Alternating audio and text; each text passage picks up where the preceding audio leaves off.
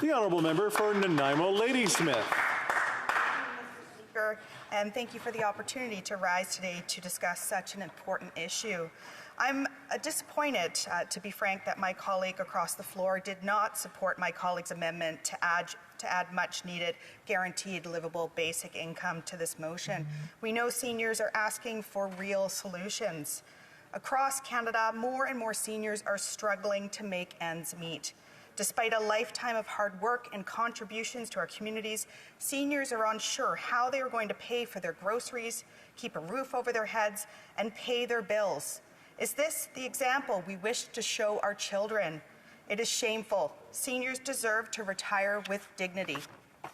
In my riding of Nanaimo Ladysmith, seniors represent almost a quarter of our population. Too many seniors in our communities are struggling to make ends meet. In Nanaimo, for example, the average cost of a two-bedroom apartment has more than doubled over the last 6 years. An average one-bedroom rental now costs over $1,500 a month. For seniors living on a fixed income, these costs mean cuts elsewhere to groceries or to their life-saving medications. Seniors cannot wait for relief. Why do we keep talking about study after study when we know seniors need action now? Seniors contacting my office have been clear. They want to be treated with dignity and to be able to afford to get by. That is why I'm so glad that my NDP colleague put forward this amendment around guaranteed livable basic income, and so that seniors can be treated with respect they deserve. I hope that conversation and solution continues after this debate today. Seniors in Nanaimo Ladysmith and across Canada with British citizenship, as another example, are losing their hard-earned money every month. This is the result of their UK pensions being frozen because they live in Canada. If they still lived in the UK or almost anywhere else in the world, these pensions would be indexed and continue to increase year after year. But because Canada never reached an agreement with the UK, these pensions have been frozen. Pat, a well-loved and respected 91-year-old constituent in Nanaimo Ladysmith, continues to contribute in our communities in so many ways. Pat grew up in New Malden, UK. She left school and went to work at 16 years old, paying into the UK pension plan for 2 decades before coming to Canada. She began drawing her pension at retirement, as one would expect, and has been receiving the same amount every month for 30 years, about £119 or 119 Canadian per month. As a result, Pat lives well below the poverty line and struggles to make ends meet. I want to acknowledge all those advocating to the government to finally do better for the 127,000 and counting British pensioners in Canada, such as Ian Adexer, the president of Canadian Alliance of British Pensioners, and a constituent in my riding of Nanaimo Ladysmith. This is not a new problem. Ian and many others have been advocating for change for decades. Most recently, he called the Minister of International Trade, Export Promotion, Small Business, and Economic Development to ensure that these frozen pensions are part of Canada's ongoing trade talks with the United Kingdom.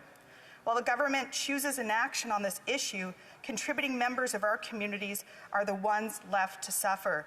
This is not good enough. As I conclude my remarks today, I do want to thank the member opposite again for making sure that the struggles seniors are facing are recognized and discussed in this chamber. While I agree that the motion has the best of intentions, I do want to stress that seniors losing their homes or skipping meals because they can't afford their groceries shouldn't have to wait for another study on this issue. We know that this government can and should do more to be there for seniors. I do really hope that this government reconsiders the NDP amendment to add the guaranteed livable basic income and ensure that we are finding real solutions so every senior in Canada is able to live with dignity.